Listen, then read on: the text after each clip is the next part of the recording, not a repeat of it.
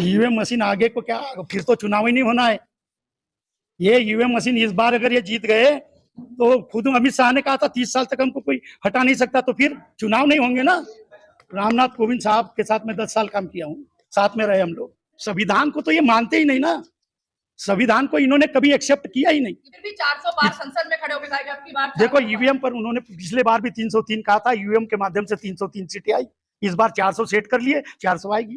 Conference इसलिए हमने यहाँ दिल्ली के कॉन्स्टिट्यूशन क्लब में आयोजित किया है कि 2014 से पुनः देश फांसीवादी ताकतों के गुलामी के शिकंजों में जकड़ गया है। इनका सीधा संविधान डॉक्टर अंबेडकर ने जो संविधान निर्मित किया है, जिसमें स्वतंत्रता, समता, बंधुत्व और न्याय, सामाजिक न्याय की व्यवस्था की है, ये लोग नहीं चाहते कि वो संविधान से इनको मान सम्मान हक अधिकार मिले। इसलिए वो जिस दिन से संविधान निर्माण हुआ, लागू होने के पहले ही उन्होंने विरोध किया भाजपा आरएसएस, उस समय भाजपा नहीं थी, आरएसएस के लिए, और वो नहीं चाहते कि संविधान डॉक्टर अंबेडकर द्वारा जो निर्मित है वो लागू हो या रहे। इसलिए वो मनुस्मृति को पुनः फिर से वर्ण व्यवस्था के जो मनुस्मृति है उसको लाना चाहते, संविधान बदलना चाहते। संविधान से हमें राइट मिला है, लोकतंत्र से हमें सम्मान और बराबरी का हक मिला, इसलिए हम लोग संविधान को बचाने के लिए, लोकतंत्र को बचाने के लिए, पूरे देश के बुद्धिजीवी समाज को विचार करने के लिए, चिंतन करने के लिए, और इनको कैसे 2024 में सत्ता से बेदखल किया जाए, रोका जाए, इसके लिए हमने ये राउंड टेबल कॉन्फ्रेंस यहाँ आयोजित किया है। जो ईवीएम है, राष्ट्रपति जी का मोहर लग चुका है कि ईवीएम से चुनाव होगा, लेकिन आगे के लिए क्या संभावना है कि ईवीएम मशीन हटेगी? ईवीएम मशीन आगे को क्या, फिर तो चुनाव ही नहीं होना है।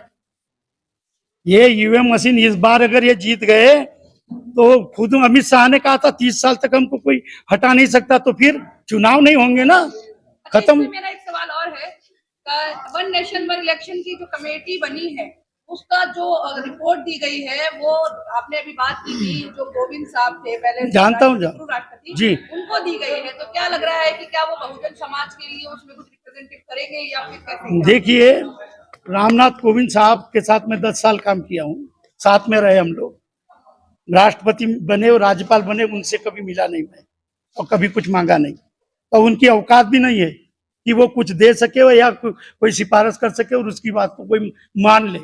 मैं उनको अंदर से जानता हूँ। तो वो ये एक चुनाव, ये नाटक है, ये लोगों को एक चुनाव एक सब कुछ करना चाहते हो, अर्थव्यवस्था एक कर दो, सब बराबरी के हो, सबको सम्मान बराबर मिले। जितनी एक आदमी के पास 10,000 एकड़ जमीन है, एक आदमी के पास 1 एकड़ नहीं है, उसको डिवाइडेशन कर दो, सब आ जाएगा एक।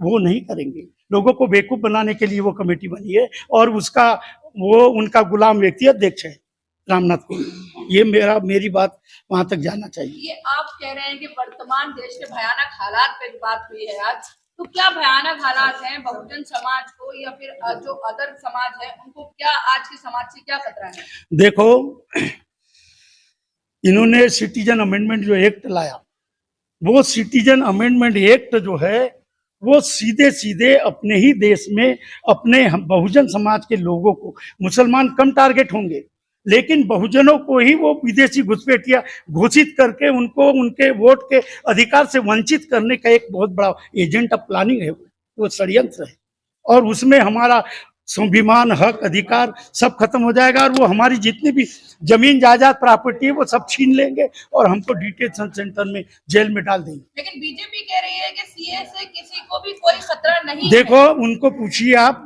कि आप गृह मंत्री है और वो नरेंद्र मोदी प्रधानमंत्री है। नरेंद्र मोदी अलग बात करते हैं, अमित शाह अलग बात करते हैं। वो जुमलेबाजी है, वो झूठ बोलते हैं, कभी सच बोला ही नहीं। लोगों को गुमराह करना, धोखा देना। राजनाथ सिंह ने कहा है कि सीए से मतलब मुसलमानों को देश से निकालने की बात तो छोड़िए, अगर किसी ने उंगली भी लगाई तो मैं बहुत बड़ा उन्होंने वर्ड बोला है। मेरा एक कहना है तो उनको ये 5 देशों के लोगों को यहाँ इस देश में बुलाने की जरूरत क्या है? यहीं के लोग भूखमरी के कगार पर है, आवासहीन है, बेचारे छत के नीचे सो रहे हैं, तो इतने विदेश के लोगों को शरण देने की जरूरत क्या है? भाई हमारा अपने देश का ही कल्याण कर लो ना। नहीं, लोगों को फ्री में 5 वो कितना चावल दे रहे हैं, चावल गेहूं 5 किलो। 5 किलो, 5 साल तक के 80 करोड़ लोग भीख मांग रहे हैं तुम्हारे से, और तुम दे रहे हो, तो तुम अपने लोगों को ही अच्छा कल्याण कर दो। पूरे देश को मीठा भोजन दिया जा रहा है। बात हो रही है खतरे में देश का संविधान। आपने सुना होगा कि अनंत कुमार ने क्या कहा है कि जी। अगर 400 पार हो जाएगा तो हम संविधान में अमेंडमेंट कर देंगे। अन- इस पर आप क्या कहेंगे? अनंत कुमार ने ये पहली बार नहीं कहा, ये दूसरी बार कहा है। ये पूरे आरएसएस का एजेंडा है। वो अपने एक एक व्यक्ति के द्वारा ऐसी बात लोगों के बीच में लाकर वातावरण को महसूस करना चाहते हैं। इन्होंने संविधान को तो ये मानते ही नहीं ना, संविधान को इन्होंने कभी एक्सेप्ट किया ही नहीं। फिर भी 400 पार संसद में खड़े होकर कहा कि अब की बार देखो 400 पार। ईवीएम पर उन्होंने पिछले बार भी 303 कहा था, ईवीएम के माध्यम से 303 सीटें आई। इस बार 400 सेट कर लिए, 400 आएगी। ये प्रजातंत्र की हत्या कर रहे हैं ईवीएम मशीन के दुरुपयोग करके।